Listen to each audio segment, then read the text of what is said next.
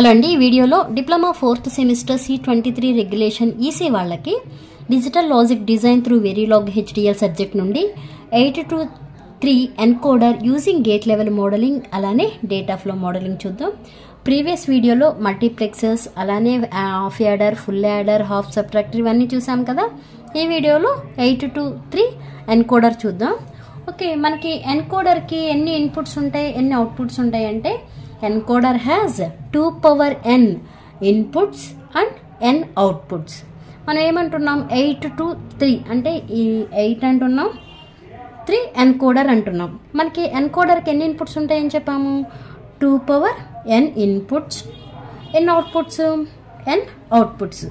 ఇక్కడ 8 రావాలి అంటే n ప్లస్లో ఎంత వేయాలి, 3 వేయాలి.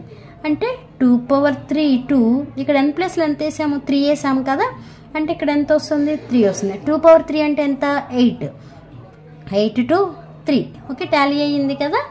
Okay, encoder has 2 power n input lines and n output lines. ఇక్కడ మనం తీసుకున్నది 8 to 3 ఎన్కోడర్ కదా. ఆ సర్క్యూట్ డయాగ్రామ్ చూద్దామండి. అలానే ఆ సర్క్యూట్ డయాగ్రామ్, ఫంక్షన్ టేబుల్, అలానే gate level modelling, data flow modelling కూడా చూద్దాం. In encoder, the output lines generates the binary code corresponding to the input value. Okay, ఎన్కోడర్లో ఏమవుతుంది, అవుట్పుట్ లైన్స్ అనేవి బైనరీ కోడ్ని జనరేట్ చేస్తుంది corresponding to the input value. ఇక్కడ this is the circuit diagram of 8 to 3 encoder కదా. ఇక్కడ మనకి ఎన్ని గేట్స్ తీసుకున్నాము, 3 గేట్స్ తీసుకున్నాము. మొత్తం 2 power n అంటే 8 ఇన్పుట్స్. ఏంటి ఆ 8 ఇన్పుట్స్ అంటే D0 to D7. These are the 8 input lines and these are the 3 outputs. Okay, ఇక్కడ మనం కనెక్షన్స్ ఇచ్చాము కదా. అంటే ఆర్ గేట్కి ఎన్ని కనెక్షన్స్ ఇచ్చాము, 1 2 3 4 కనెక్షన్స్ ఇచ్చాము. నెక్స్ట్ సెకండ్ ఆర్ గేట్ కూడా 4 కనెక్షన్స్ ఇచ్చాము. అలానే థర్డ్ ఆర్ గేట్ కూడా 4 కనెక్షన్స్ ఇచ్చాము. ఆ 4 కనెక్షన్స్ కూడా ఇప్పుడు ఫర్ ఎగ్జాంపుల్ ఈ R1 గేట్కి D4 D5 D6 D7 ఇచ్చాం. ఈ 4 ఎందుకు ఇచ్చాం, D0 D1 D2 D3 ఇవ్వచ్చు కదా.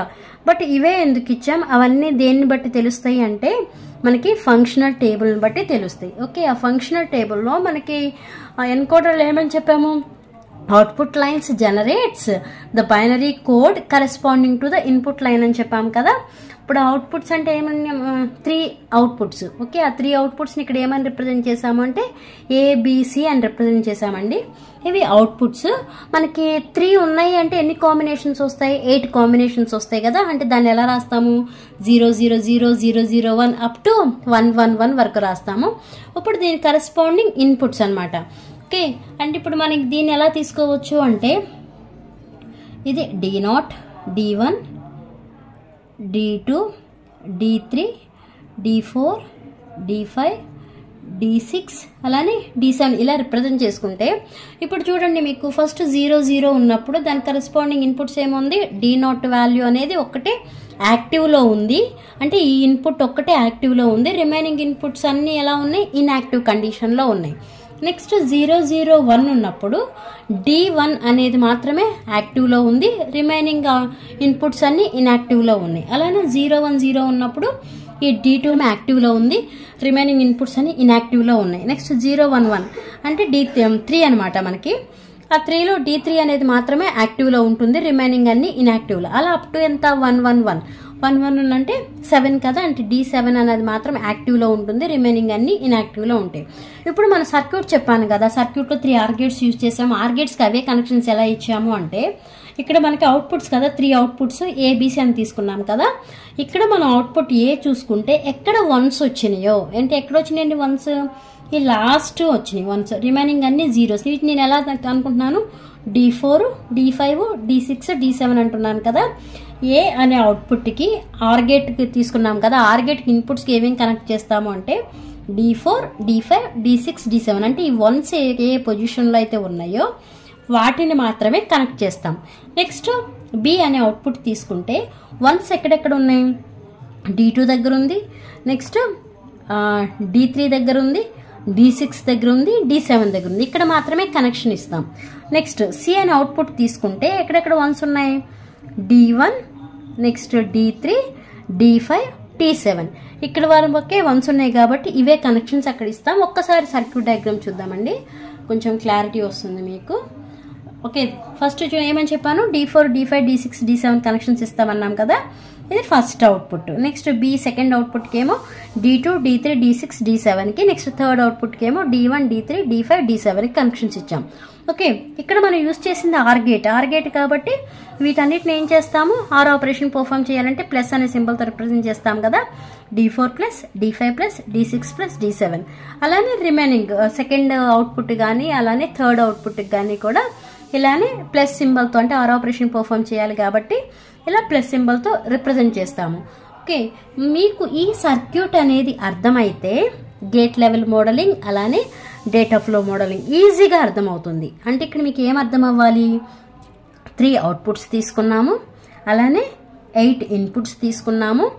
ఈ 3 అవుట్పుట్స్ని ఏ గేట్స్ యూజ్ చేసాము, ఆర్ గేట్స్ యూజ్ చేసాము. అలానే ఈ ఫస్ట్ ఆర్ గేట్కి ఏమేమి ఇన్పుట్స్ ఇచ్చాము, D4 D5 D6 D7 ఇచ్చాము. అలానే second are గేట్కి D2 D3 D6 D7 ఇచ్చాము. అలానే third or గేట్కి D1 D3 D5 D7 అనే ఇన్పుట్స్ కనెక్ట్ చేసాము. మనం ఆర్ గేట్ కాబట్టి వీటన్నిటికీ ప్లస్, అంటే ఆర్ ఆపరేషన్ పర్ఫామ్ చేయాలంటే ప్లస్తో రిప్రజెంట్ చేయాలి, ఇలా వేసాం. ఇది మీకు అర్థమైతే గేట్ లెవెల్ మోడలింగ్ ఈజీగానేగా, మనకి సర్క్యూట్ ఏముంటుంది యాస్టీజ్ అదే. బట్ మనకి డేటా ఫ్లో వచ్చేప్పటికి ఏంటంటే లాజిక్ అసైన్మెంట్ అనేది తెలియాలి. లాజిక్ అసైన్మెంట్ అంటే తెలియడం ఏంటంటే, ఇక్కడ మనం ఎన్ని గేట్స్ యూజ్ చేసాము, 3 గేట్స్ యూజ్ చేసాము. డేటా ఫ్లో మోడలింగ్లో మనం అసైన్ అనే కీవర్డ్ని యూజ్ చేస్తాము. అప్పుడు ఎలా రాస్తాము, అసైన్ ఏ ఈక్వల్ టు ఇక్కడ ఏమేమి ఉన్నాయో అవి తీసుకుని ఆర్ ఆపరేషన్ పర్ఫామ్ చేయాలంటే ఏమని చెప్పాము, అండకైతే అంటే మల్టిప్లికేషన్కి అయితే ఈ సింబల్ యూజ్ చేస్తాము, అదే ఇన్వర్షన్ ఆపరేషన్ అయితే ఈ సింబల్ యూజ్ చేస్తాము. ఓకే, అదే ఎక్స్ఆర్ ఆపరేషన్ అయితే ఈ సింబల్ యూజ్ చేస్తాము. అదే ఆర్ ఆపరేషన్ పర్ఫామ్ చేయాలంటే ఇలా లైన్ ఈ సింబల్ యూజ్ చేస్తాము. అంటే వీటన్నిటి మధ్యలో కూడా ఈ సింబల్ని యూజ్ చేస్తాము. అదే మీకు డేటా ఫ్లో మోడలింగ్లో. ఒకసారి గేట్ లెవెల్ మోడలింగ్ అలానే డేటా ఫ్లో మోడలింగ్ చూద్దామండి. ఓకే, గేట్ లెవెల్ మోడలింగ్ అంటే ఫస్ట్ మాడ్యూల్ అని రాయాలి, నెక్స్ట్ మాడ్యూల్ నేమ్ రాయాలి. మాడ్యూల్ నేమ్ ఏంటి, ఎన్కోడర్ 823 లేదంటే 823 ఎన్కోడర్. ఇది ముందు రాసి ఇది వెనకాలని రాయొచ్చు, ఇలా రాసిన ప్రాబ్లం ఏం లేదు. నెక్స్ట్ ఏంటి, పోర్ట్స్ని ఇనిషియలైజ్ చేస్తాం కదా. పోర్ట్స్ని ఇనిషియలైజ్ చేయడం అంటే ఏంటి, మనం తీసుకున్న డయాగ్రామ్లో ఇన్పుట్స్ ఏంటి అలానే అవుట్పుట్స్ ఏంటో ఇక్కడ రిప్రజెంట్ చేస్తాము. అవుట్పుట్స్ ఏంటి మనకి ABC, these are the outputs. Next inputs 8 inputs కదా, D0 to D7. ఓకే, ఇక్కడ ఏంటంటే పోర్ట్స్ ఇనిషియలైజ్ చేయడం అంటే మొత్తం కలిపి రాసేస్తాం, అంటే ఇన్పుట్స్ అవుట్పుట్స్ అన్ని కలిపి రాసేస్తాం కదా. తర్వాత ఏం చేస్తాము, దేనికి దానికి ఇండివిజువల్గా అవుట్పుట్స్ ఏంటి ఇన్పుట్స్ ఏంటి అని రాస్తాం కదా. నెక్స్ట్ లైన్ అదే ఇన్పుట్స్ ఏంటి D0 to D7 inputs. Next output ఏమో ABC, అంటే 8 ఇన్పుట్స్ 3 అవుట్పుట్స్. నెక్స్ట్ మనం యూజ్ చేసినవి ఎన్ని గేట్స్, 3 ఆర్ గేట్స్ యూజ్ చేసాము. ఓకే, వీటినే మనం గేట్ ఇన్స్టంటేనియస్ అంటాం, ఇలా రాసేదాన్ని. గేట్ ఇన్స్టంటేనియస్ రాయాలంటే ఎలా ఉంటుంది సింటాక్స్ అంటే, గేట్ ప్రిమిటివ్ ఉంటుంది, నెక్స్ట్ ఇక్కడ ఇన్స్టాన్స్ నేమ్ ఉంటుంది, నెక్స్ట్ ఇక్కడ ఫస్ట్ అవుట్పుట్ ఉంటుంది, తర్వాత ఇన్పుట్స్ ఉంటాయి. ఇది syntax of gate instantaneous. But ఇక్కడ నేను తీసుకున్న దానిలో ఏంటంటే ఓన్లీ గేట్ ఏంటో రాశాను, గేట్ అంటే గేట్ ప్రిమిటివ్ రాశాను, ఇన్స్టాన్స్ నేమ్ రాయలేదు. మీకు గేట్ ఇన్స్టంటేనియస్ చెప్పేటప్పుడే చెప్పాను, ఈ ఇన్స్టాన్స్ నేమ్ అనేది కంపల్సరీ రాయాలని రూల్ ఏం లేదు. Okay, gate primitive is the important, అంతేగాని ఇన్స్టాన్స్ నేమ్ అనేది ఇంపార్టెంట్ ఏం కాదు. రాయొచ్చు రాయకపోవచ్చు, మీరు రాసిన ఇబ్బంది ఏం లేదు. ఓకేనా, నేనైతే ఇక్కడ రాయలేదు. Okay, OR. నెక్స్ట్ ఏంటి, అవుట్పుట్. ఈ ఆర్ గేట్ ఫస్ట్ అవుట్పుట్ ఏంటి ఏ కదా. నెక్స్ట్ అక్కడ ఏమేమి ఇన్పుట్స్ ఇచ్చామో అవి రాయాలి. నెక్స్ట్ సెకండ్ ఆర్ గేట్, ఇది అవుట్పుట్, ఇవన్నీ ఇన్పుట్స్. నెక్స్ట్ ఇది థర్డ్ ఆర్ గేట్, ఇది అవుట్పుట్, ఇవన్నీ ఇన్పుట్స్. Next end module. అంటే ఏం లేదు, జస్ట్ మనం ఏవైతే తీసుకున్నామో ఇన్పుట్స్ ఏంటి అవుట్పుట్స్ ఏంటి ఏమేమి గేట్స్ యూజ్ చేసామో ఆ గేట్స్కి అవుట్పుట్ ఏమి ఇచ్చామో ఇన్పుట్ ఏమి ఇచ్చామో, అదే gate level modelling. Okay, next చూస్తే data flow modelling. Data flow modelling ఏంటంటే లాజిక్ అసైన్మెంట్ అనేది ఉంటుంది. ఏంటో లాజిక్ అసైన్మెంట్ అంటే సేమ్ మనకి గేట్ లెవెల్ మోడలింగ్లో ఉన్నట్టే మాడ్యూల్ నేమ్ రాయాలి, మాడ్యూల్ రాస్తాము, మాడ్యూల్ నేమ్ రాస్తాము, పోర్ట్స్ని ఇనిషియలైజ్ చేస్తాము, నెక్స్ట్ ఇన్పుట్స్ ఏంటో రాస్తాము, అలానే అవుట్పుట్స్ ఏంటో రాస్తాము. నెక్స్ట్ ఇక్కడ రాసేది అంతా ఏమంటాము అంటే ఇది మొత్తాన్ని లాజిక్ అసైన్మెంట్ అంటాం. అంటే ఈ 3 లైన్స్ని లాజిక్ అసైన్మెంట్ అంటాం. ఓకే, మనకి అసైన్ అనేది కీవర్డ్. డేటా ఫ్లో మోడలింగ్లో assign is the keyword. Okay, A అనేది టార్గెట్, అంటే మనకి అవుట్పుట్ ఏదైతే తీసుకున్నామో అది వేస్తాము. ఇదేమో అసైన్మెంట్ ఆపరేటర్ అవుతుంది, ఇదంతా ఎక్స్ప్రెషన్ అవుతుంది. అసైన్ ఏ ఈక్వల్ టు, ఏలో మనం తీసుకున్న ఇన్పుట్స్ ఏంటి, D4, D5, D6, D7. Okay, మనం వీటి అన్నిటిని కూడా ఆర్ ఆపరేషన్ పర్ఫామ్ చేయాలి కాబట్టి చెప్పాను కదా, ఆర్ని అయితే ఇలా రిప్రజెంట్ చేస్తామని. అందుకే D4 are D5 are D6, D7 ఇలా రాయాలి. Next assign B second output, next assign C third output. ఇలా మనం ఆర్ ఆపరేషన్ పర్ఫామ్ చేస్తున్నట్టు ఇలా రాస్తే అండ్ మాడ్యూల్ అని రాస్తే సరిపోతుంది. ఓకే, ఇది మీకు 823 ఎన్కోడర్. అంటే encoder is the inverse operation of the decoder. ఆటోమేటిక్గా మనకి ఇప్పుడు 2n inputs to n outputs అంటున్నాము. ఇదేమని చెప్తున్నాం మనం, ఎన్కోడర్ అంటున్నాము. Encoder is the inverse operation of the decoder. అంటే అప్పుడు మీనింగ్ ఏమవుతుంది, n ఇన్పుట్స్ అవుతాయి, 2n అవుట్పుట్స్ అవుతాయి. ఓకేనా, ఈ వీడియో మీకు అర్థమైందా? మీకు అర్థమైతే లైక్ చేయండి, షేర్ చేయండి, అలానే సబ్స్క్రైబ్ చేయండి. నెక్స్ట్ వీడియోలో కంపరేటర్ గురించి చూద్దాం.